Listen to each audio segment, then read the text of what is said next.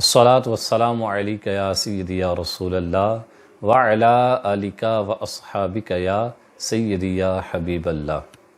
روزے کی حالت میں، روزے کے دوران اگر کسی عورت کو حیض آ جائے تو شریعت مطہرہ کی طرف سے اس کے لیے کیا حکم ہوگا؟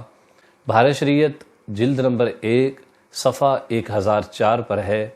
اس کا میں خلاصہ عرض کر رہا ہوں کہ اگر کسی عورت کو روزے کی حالت میں حیض آ جائے تو اب اس کا روزہ ٹوٹ جائے گا اور بعد میں اس پر قضا کرنا اس روزے کی واجب ہوگی، یعنی وہ روزہ دوبارہ رکھنا اس پر ضروری ہوگا۔ اب کیا وہ عورت جس کو مینسز آئے، روزہ جس کا ٹوٹا، وہ کیا بقیہ دن روزے دار کی طرح گزارے یا وہ کھا پی سکتی ہے؟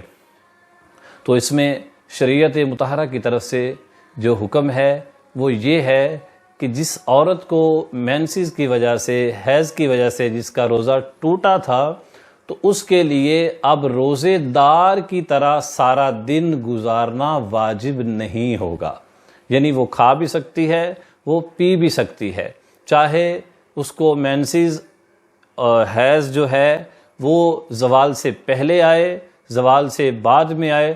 مقصد یہ کہ کسی بھی وقت اس کو اگر حیض آ گیا، اس کا روزہ ٹوٹ گیا، اب اس کے لیے ضروری نہیں ہے کہ وہ روزہ دار کی طرح بھوک اور پیاس برداشت کرے۔ اس میں علماء فرماتے ہیں کہ وہ چھپ کر بھی کھا سکتی ہے، اگر وہ کسی کے سامنے بھی کھانا چاہے تو وہ سامنے بھی کھا سکتی ہے، لیکن اس کے لیے چھپ کر کھانا بہتر ہے۔